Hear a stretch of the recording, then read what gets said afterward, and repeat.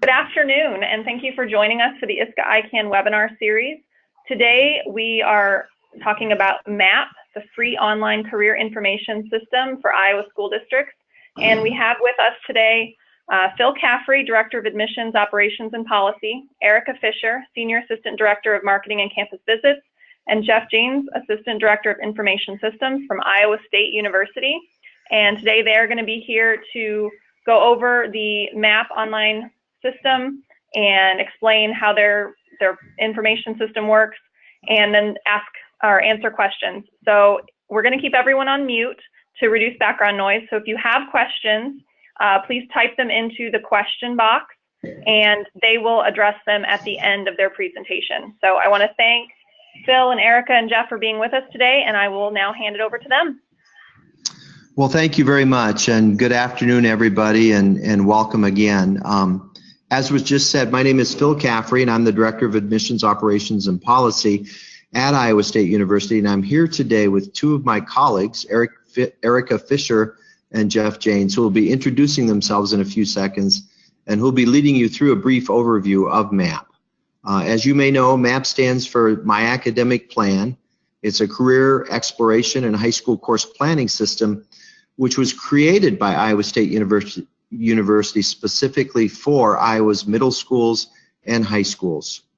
As you may know, MAP is the only option available to Iowa schools which is completely free of charge, and it's the only option which has all the courses offered at each high school preloaded into the system. So far, we're extremely pleased with how MAP has been received. Even though it's only been available since January of this year, we already have more than 400 schools who've created their own MAP accounts and more than 20,000 students across the state who are actively using the MAP system. So at this point, I'm going to turn it over to Erica, who will say a few words about the format for today's seminar. Good afternoon, everyone. As Phil said, my name is Erica Fisher. I'm a Senior Assistant Director of Marketing and Campus Visits for the Office of Admissions here at Iowa State. And the format for this presentation will include about a 30 to 35 minute overview of the MAP system. And since this program is being recorded, we do ask that if you have any questions during the presentation that you use the question box, and we will try to answer them throughout the presentation as well as answer any questions at the end as well. So now I will turn it over to Jeff James and he will begin the overview. Hello everyone, thank you for the attendance this afternoon. I have the difficult task of attempting to go through the entire MAP system in 30 minutes, so we have time for questions at the end. So I will apologize if I whiz through anything a little bit too quickly. There's a lot to show and a lot of neat features that we'd like to show off and explain and then demonstrate this afternoon.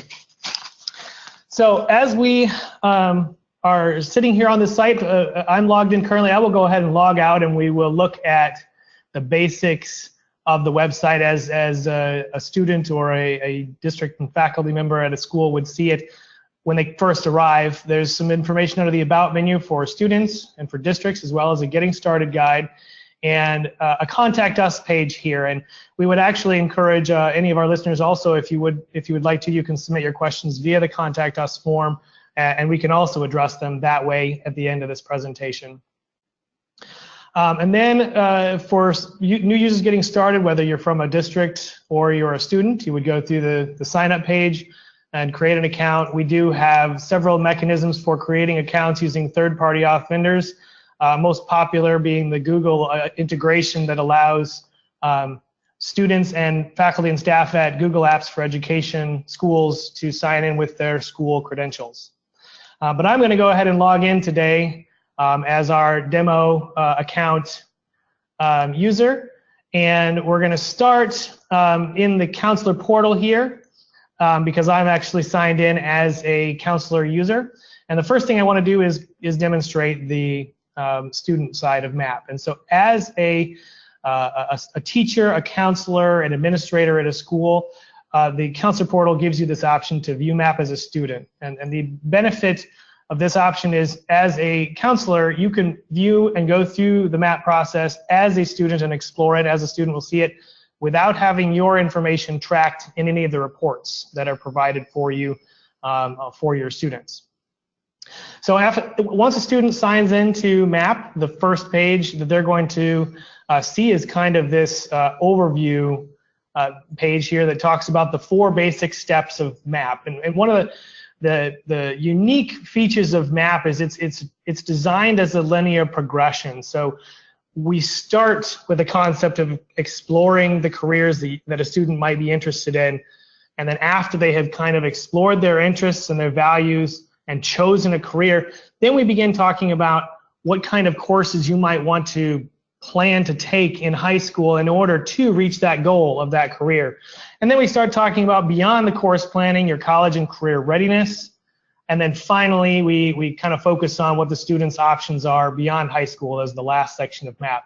Each of these steps must be completed in order, and so a common question we get from school districts is, what should I do in the 9th grade, or what should I do in the 11th grade for my students? And the answer is the whole thing.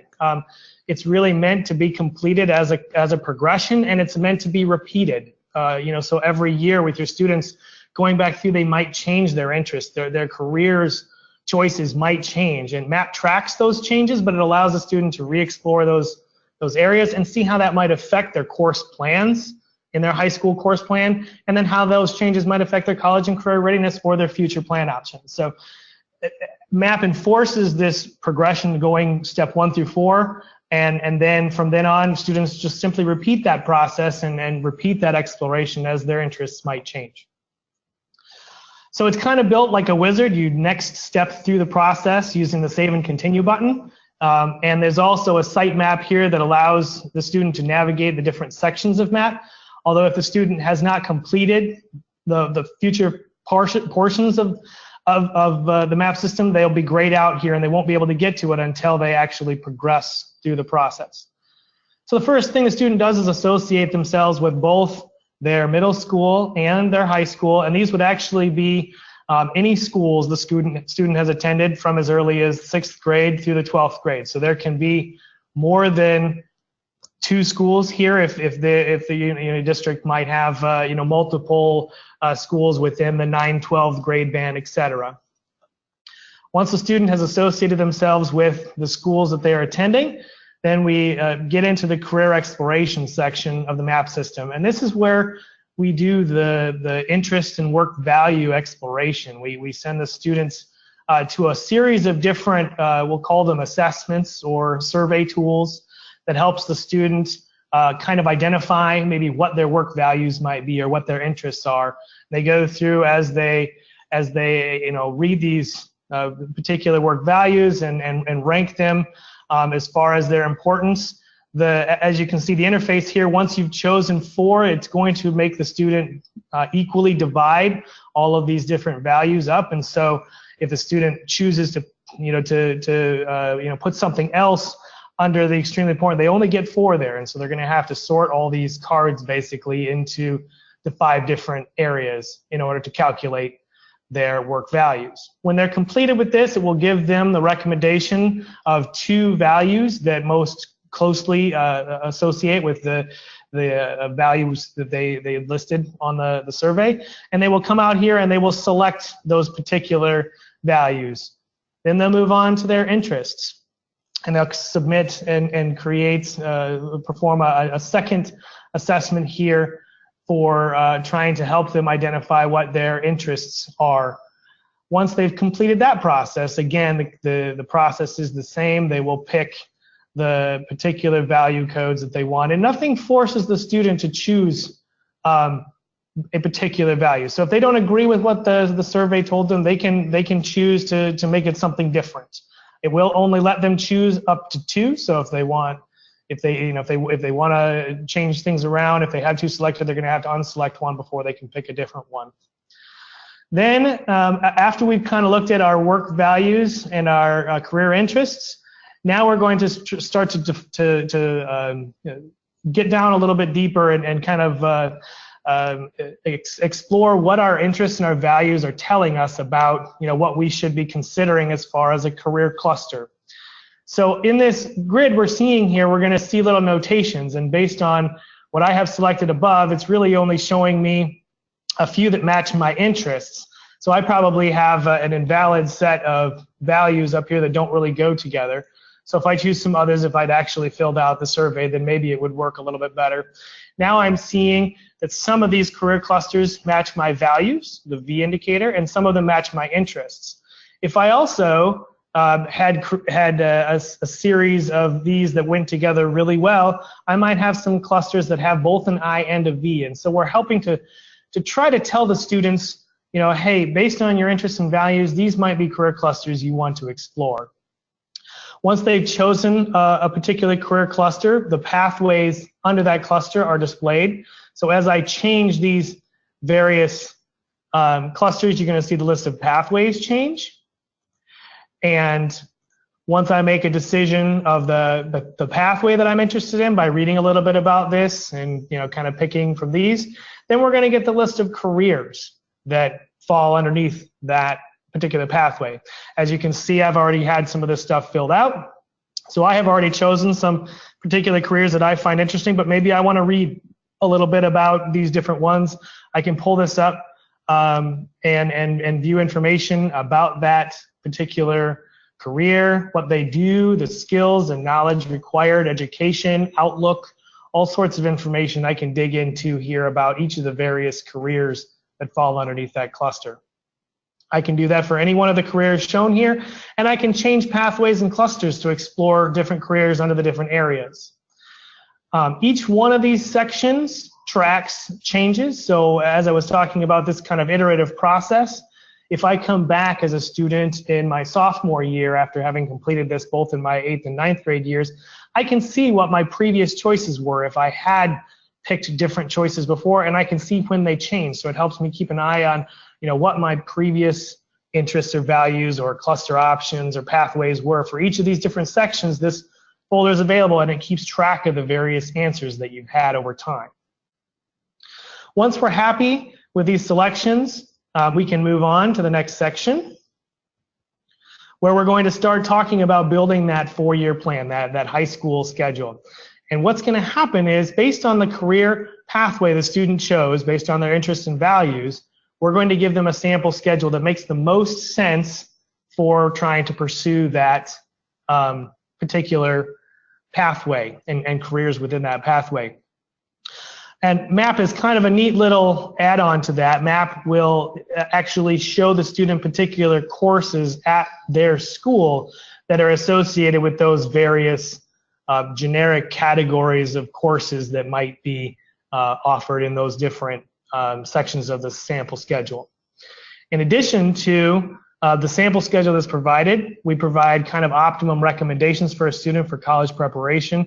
In the event that they are interested in wanting to keep their options open and potentially consider college, they need to make sure that they're trying to follow these optimum recommendations. So moving into the course planning section, we're going to give the students a little bit of information about what the various designators are that fall under each of the courses they see in each of the sections. And we're going to start building our course schedule. The school can control the requirements if they choose to that are listed up here for the student. And then the student is simply going to come through here and they're going to drag courses into their schedule as they see fit. It'll be calculating credits down here, and it's telling the student the courses marked with the graduation cap are courses that we consider like core college preparatory courses. And then any courses that are related specifically to the pathway they're interested in will be marked with a star. When they're done filling out each of these sections, we're kind of broken up into the various core areas, and so we repeat this process for each of the various core subject areas. And we're just going to speed through here real quick because the process is exactly the same. In each of these screens, we do have a reference back to the sample schedule. So if the student wanted to reference what we were recommending they take in each particular grade from each subject area, they can reference that on any one of these pages as they're building out their schedule. And finally, we get to the elective section where basically all the rest of the courses offered at that school fall into that don't fall into those previous other core areas. Once the student is completed building out their 4-year plan, their schedule, We summarize it for the student here, as well as the total number of core credits and total number of credits in general that they're offering.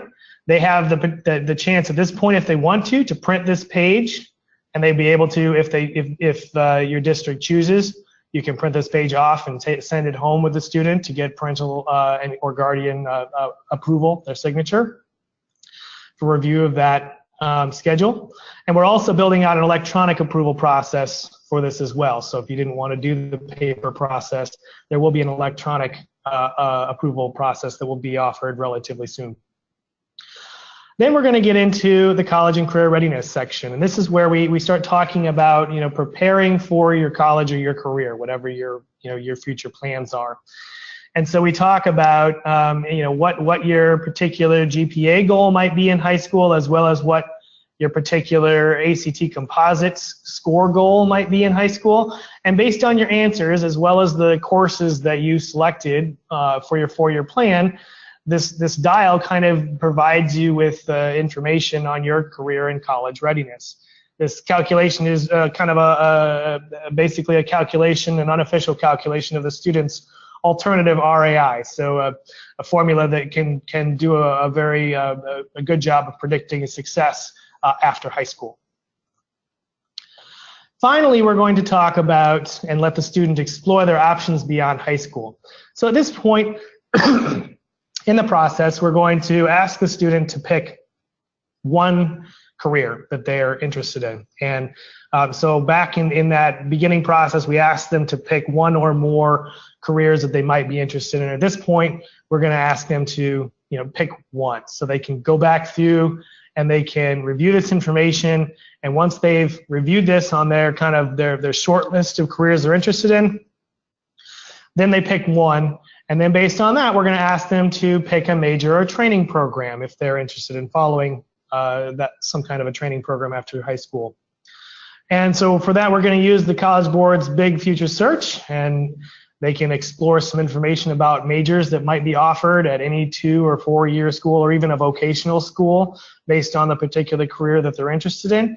And this information includes degree types, helpful courses they might consider taking, typical majors, and related majors to this particular item that we're looking at.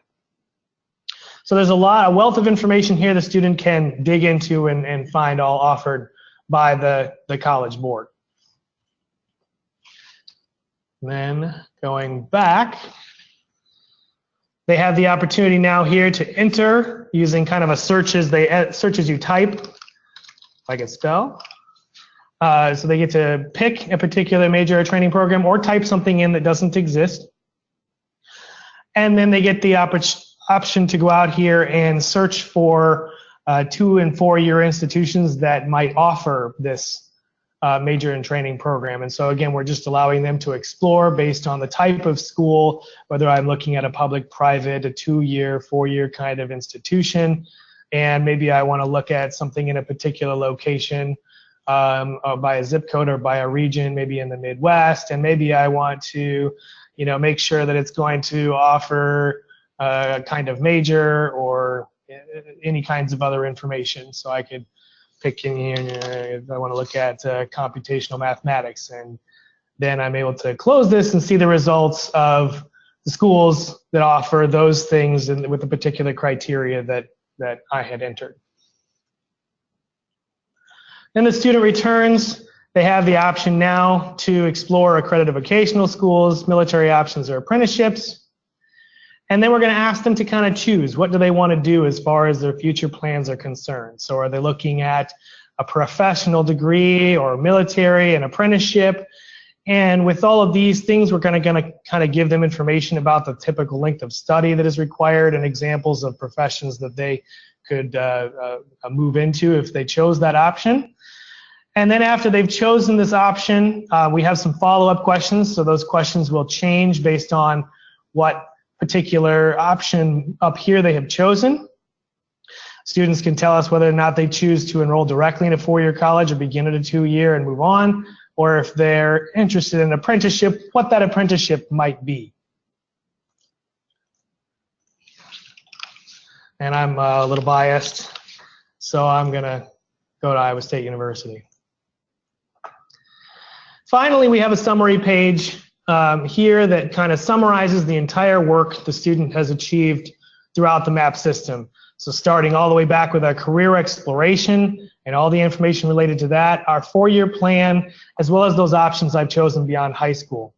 This page is also a printable version that can be printed off and again taken home for parental parent guardian signature, if that's how you would like to do it, or just filed for your or the student's information.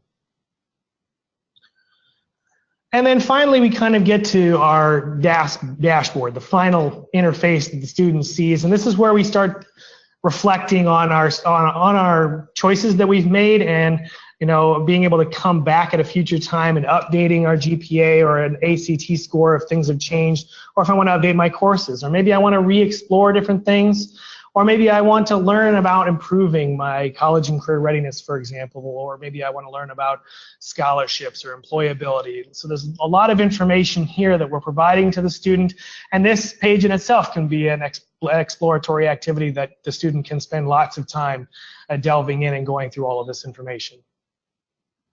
So at this point, the student has completed all of their work within the MAP system. So now let's take a few minutes to look at the counselor portal. As I mentioned at the beginning, I've signed in with a user who actually is a counselor for the demo high school. I'm actually authorized to have access to both the demo middle school and the demo high school. So I have an option here to select a school. If I was only associated with one, I wouldn't see this option. So within the counselor portal, I have the capability of managing our school's courses. And so if I want to edit a course, add a course, delete a course, I can do that from here. We manage courses within the system by simply a course name and a sched code, and we have a lot of reference materials here for information on how the sched coding system works. Under the Manage Students section, I have the capability of searching and identifying my students who are enrolled in any of the schools that I have access to and who have signed up to use the MAP system. I also have the capability of being able to categorize my students if I want, so I can create categories or perhaps grade level groupings, or groupings by a teacher in a particular course or whatever. And then I have the capability of filtering those by those particular categories and only seeing those students that are in those categories. From here, if a student was not using one of our third-party authentication agents, then we would have the option to reset a student's password if they were having problems getting in. And I also have the capability here of editing the categories, marking district review, removing district review, or parental approval information as well.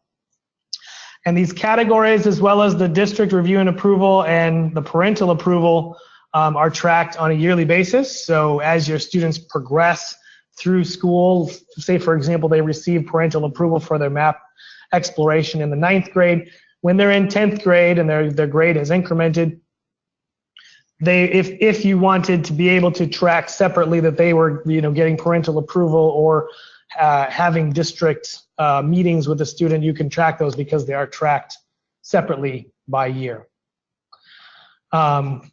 We also have the capability of managing those categories that you see and can assign students to.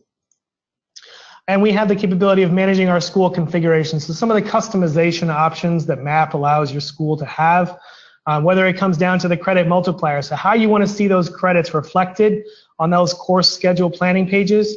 We enter all the courses into the MAP system using the Carnegie unit as the credit reference.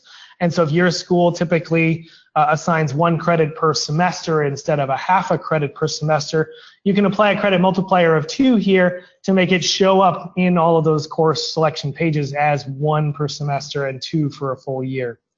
Then this is where you have the capability of each of those subject areas putting in specific requirements that override the MAP default.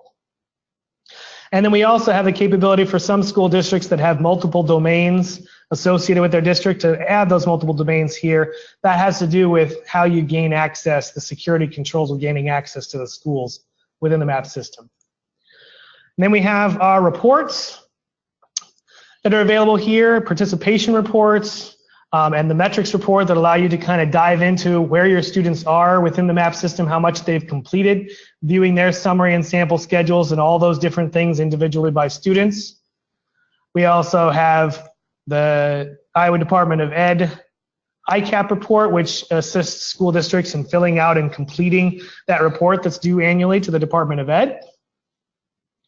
And this report can be viewed by various academic years. It is a new report, so not all of the data is there, but this is a starting point for you to be able to begin building out this report for submission to the Department of Ed. And then we have our aggregate reports, and these kind of allow you to compare your school to other districts throughout the state.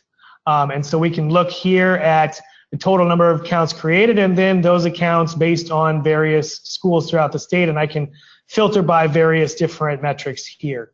Same thing for students who have returned to the MAP system and made changes, student updates, assessments that have been taken. So if we're looking at wanting to know how many students have taken the work values assessment, I can filter down by a particular school district and look at how many students have taken the work values assessment in that district. I can look at the top saved careers, and so I can see, by career, that veterinarians is the top selected particular career that a student is interested in the state, but I can filter that down by the district and look at my own or look at other districts as well as looking at the career clusters. So I can tell that across the state, health science is our #1 career cluster of various careers that students are selecting.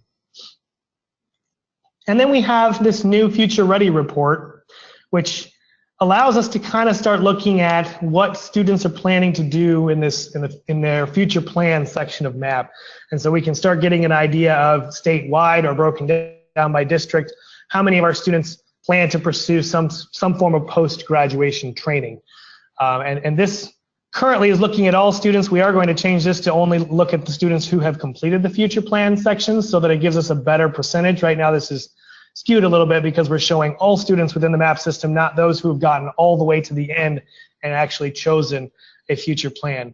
But from this, then we'll be able to see percentages and look at how many of our students are planning some kind of future training after they graduate from high school.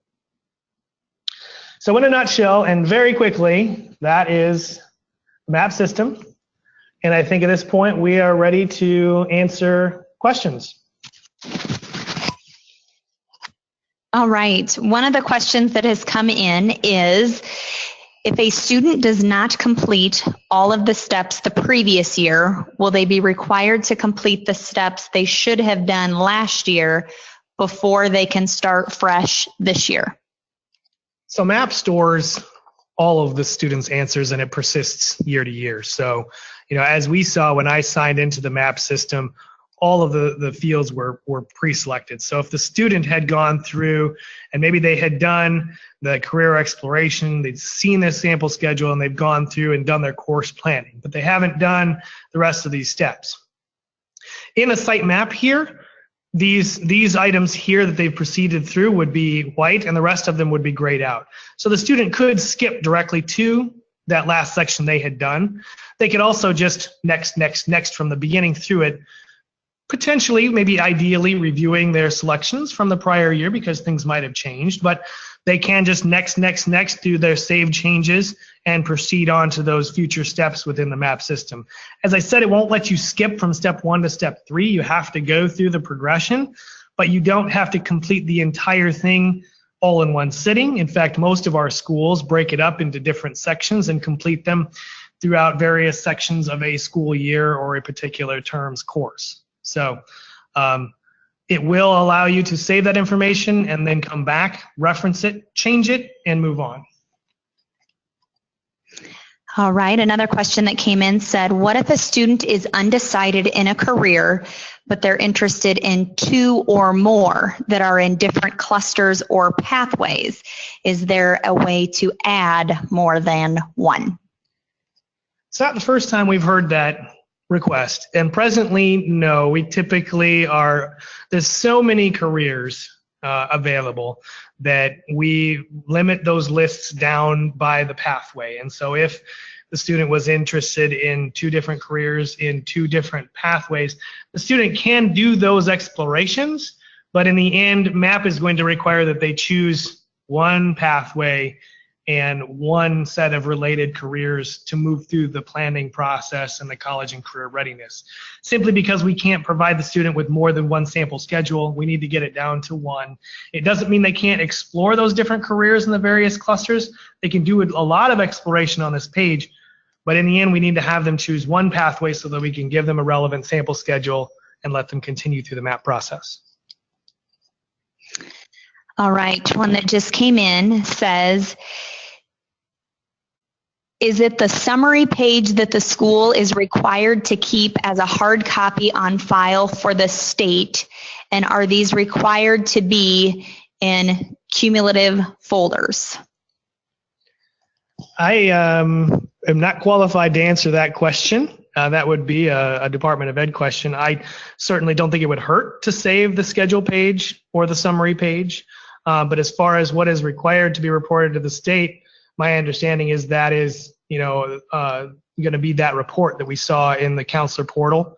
When we go into the counselor portal and we go look at the IDOE report that was available in the report section here, I believe that this information is really the only information that is required to be reported to the state. Again, though, it might be good to have some of that other information available, and it's always available in the MAP system, so you can always come back and reference it here. I don't necessarily know that it's necessary to print things off. You can always go back and find your former students and view their summary pages at any future time in the MAP system. All right, once a student has completed the career interest inventory, is there a way to review the list of matching careers again once exiting their results? So one of the nuances with the MAP system is that we don't store their previous selections in these assessments. And part of that is by design, because if we have a student coming back in here, we want them to re-explore. That's part of the goal of MAP, is this exploration process.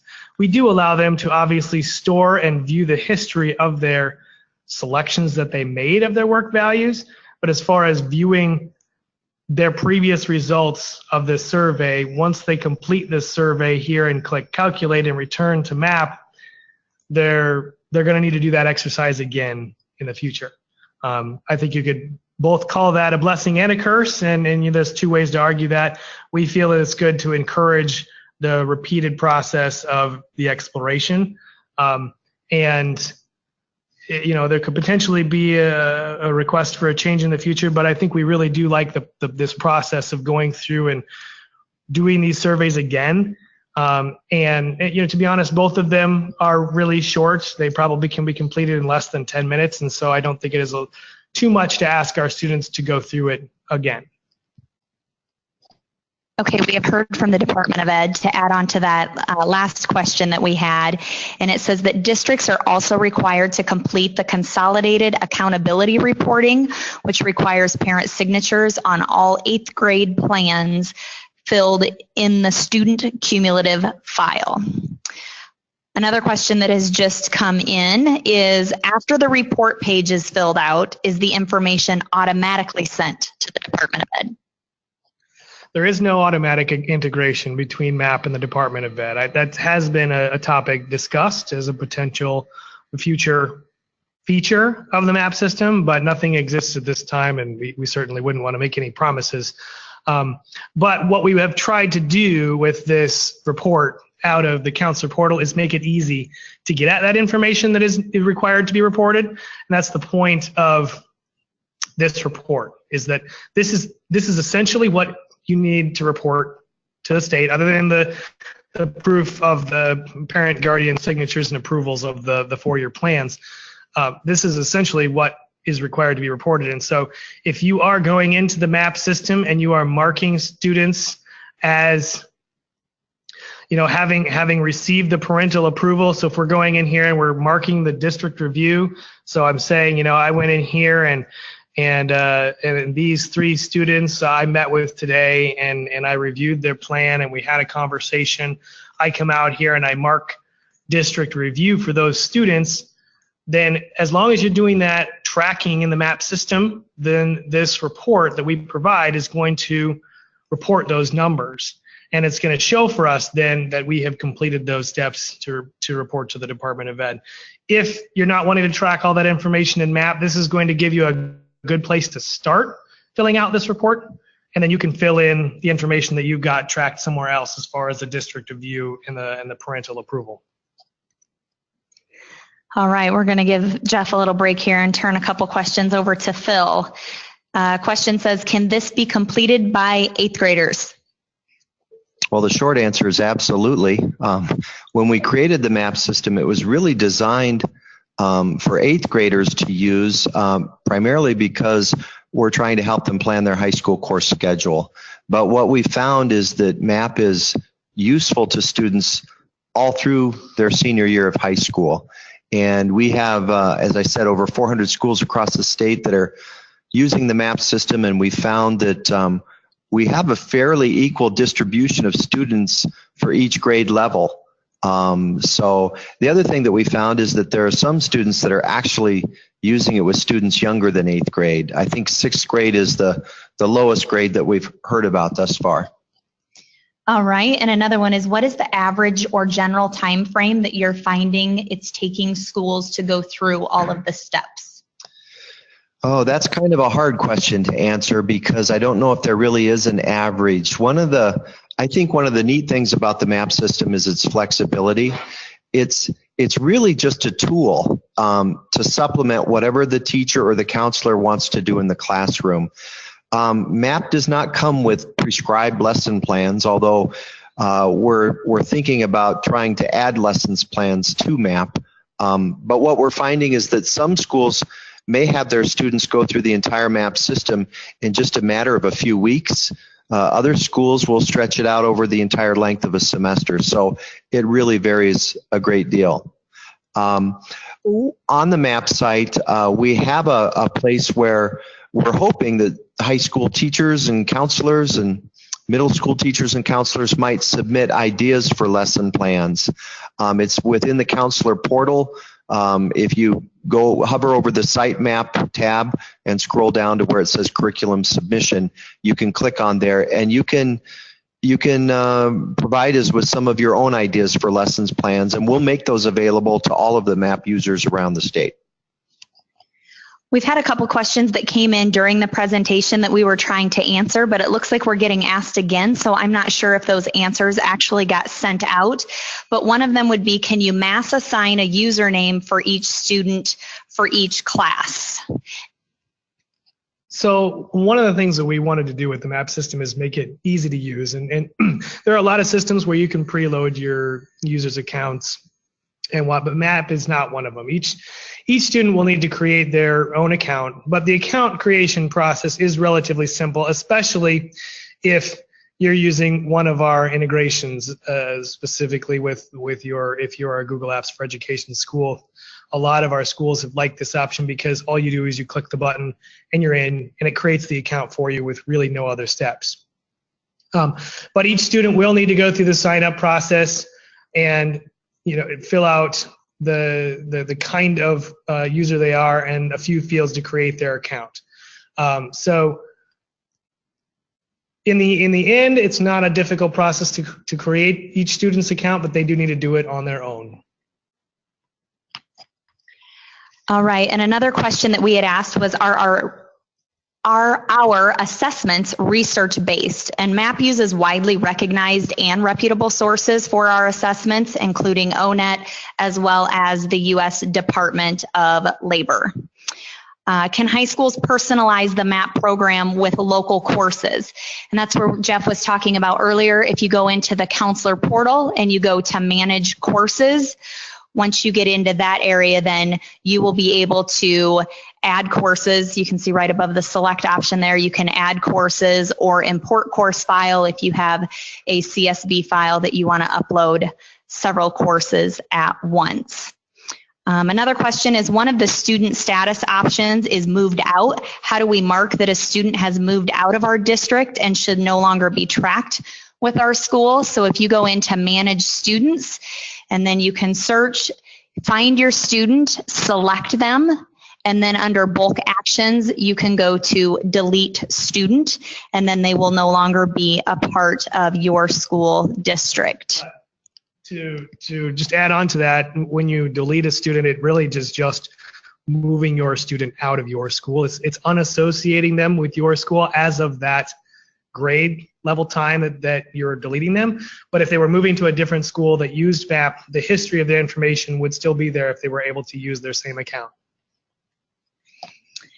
All right, since none of the inventory results save automatically into MAP and they have to be entered manually, so I'm assuming they're talking about like the work values assessment and career exploration, where can they run a report to see a list of who has or who has not completed an inventory? Yes, so out here, when we go to our reports section, we have the participation and metrics reports, and these were built for just that purpose. We can come out here and we can see, if you click search, and perhaps you're going to click by grade level, or you're going to search by category to limit these students down, but then we can start looking at and seeing who has completed the work values section, who has completed the interest inventory, who has completed the selected a career cluster, a pathway, who has selected an individual career, who has completed their 4-year plan, and then getting into who's completed the college and career readiness section as well as the future plan section. So here I can see that a demo student has completed a portion of the MAP system, but they haven't gotten through the 4-year plan section of MAP yet. And so I can use this to know that I need to work with these students. I've got other ones who've completed other portions of it, and some who are at the very end of their their MAP section and are completely done with everything.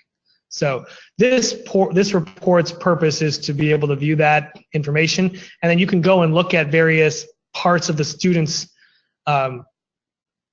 work that they've done in order to see what they have done so far, and be able to even bring that up when you have a conversation with the student. Then the metrics report exists to kind of give you an idea of how your students are doing. So you're able to use this to be able to look at the number of credits that a student has planned in their 4-year plan, maybe looking at their ACT or GPA, looking at whether or not they've completed the future plans section. And so the concept is here that I can filter out, perhaps even by exporting to Excel, and then sort this information to look for my outliers, look for my students who haven't planned enough credits, or maybe they planned too many credits, or maybe they have a really low or a too high of an ACT goal, or too low or a too high of a GPA goal, etc. So this report is intended on helping show you how your students are doing. The other report there is intended on showing you how many of them are participating. All right. Another one previously asked, where is the report sent to at the Department of Ed? Do we know where those reports, the annual reports? I believe they get submitted to Amy, but I am, again, not the authoritative source for this information. Accreditation. Not to Amy, accreditation. To accreditation. Yep. Okay. All right, as the student moves on from one grade level to the next, does the participation report tracking start over?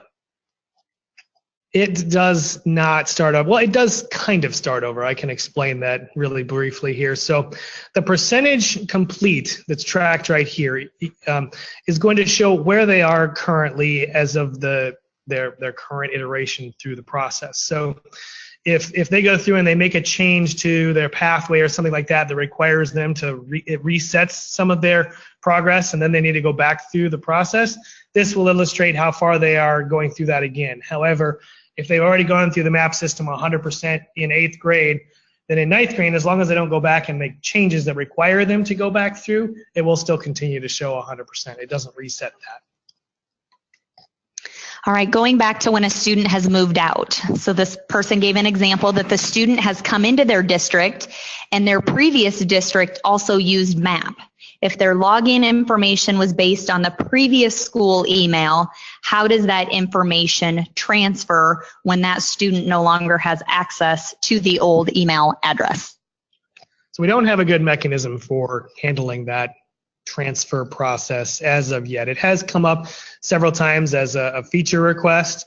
So, if the student is using their Google Apps for Education account through the school, or they're using their school's email address for that account and they don't have access to it anymore, if they can't log in through Google, there's really nothing they can do. If they can still sign in using their email address and password, they'd be able to change their email and associate it with the new school. But if they had used Google for that, there's no real good mechanism, and they would need to start over at the new school. We were also asked if there's an instruction manual for MAP, and we have created MAP to be as user-friendly as possible. So we have an FAQ section.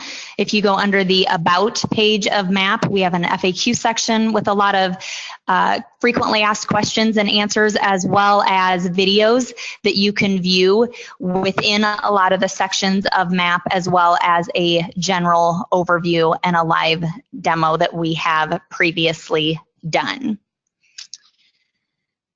At this point, we do not have any additional questions that are in our, whoops, looks like we had one that just came in. It says, you indicated that you can eject a student from your school, but does that also assure that they do not come back, or do you have to keep kicking them out? So what that does is it disassociates the student with your school.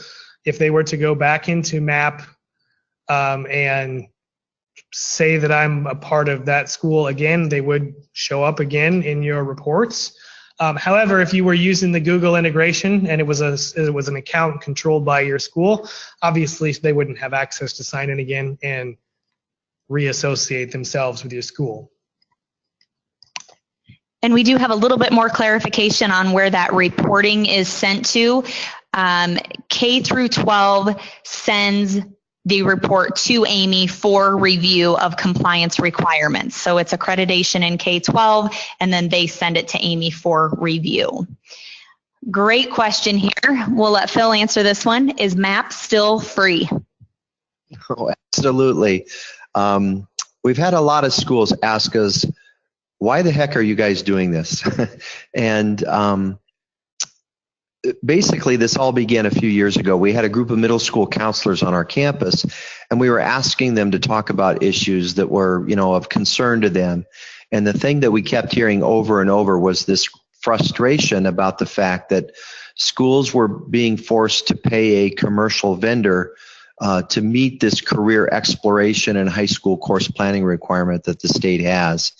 And Erica and Jeff and I kind of looked at each other, and we all had the same thought, and that is that we had the technology and the ability to create such a system that would not only meet all of the requirements that the state of Iowa has, but that we could push out to all the school districts free of charge.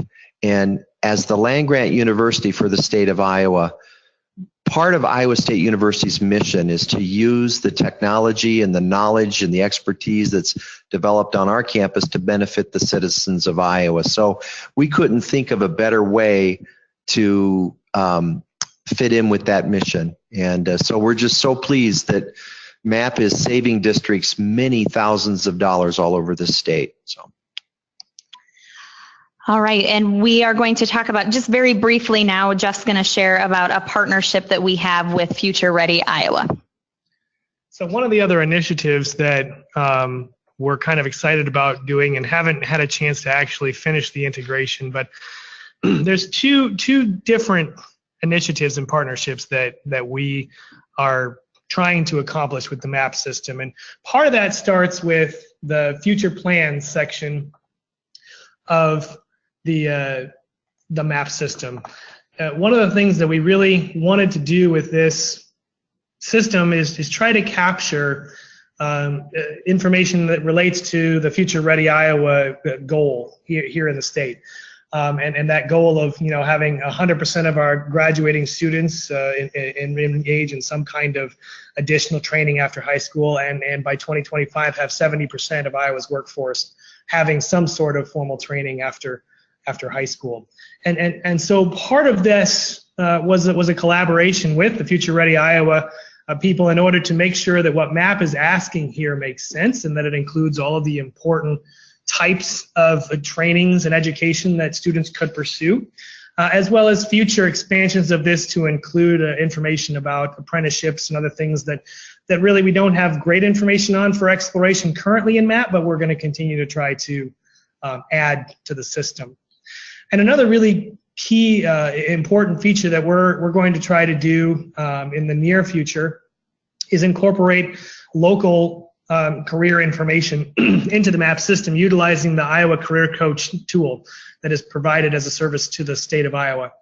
And the way that will work within the MAP system is currently when we are referencing career information here within MAP, we reference national information provided by the U.S. Department of Labor's ONET service. And this is great information. It's really good, but it is on a national level. And some people want to view local information about what careers are available or the outlook, et cetera. And so what we're going to do is we're going to add another option right here under this career section that allows a student to toggle between national or local career information. And then when they click on these links, if they've chosen local, instead of pulling up this information from the ONET service, it'll pull up information from the Iowa Career Coach system and show them information and salaries from local information right here in Iowa, and even in particular to regions within the state. So we're excited about these partnerships that we've established with different entities across the state and look forward to releasing enhancements to these things in the near future. All right, it looks like we have come to the end of all of our questions. I believe we've gotten everyone's answers. So from Iowa State, we want to thank all of you for joining us today. And on behalf of ICAN and ISCA, I want to thank Phil and Erica and Jeff for joining us and giving us all this great information. And I will say good afternoon. The recording of this webinar will be available on the ISCA and ICAN websites by the end of the week. And I know that Iowa State plans to put a version of this recording on their site as well as for a resource. So thank you to everyone who attended and have a great afternoon.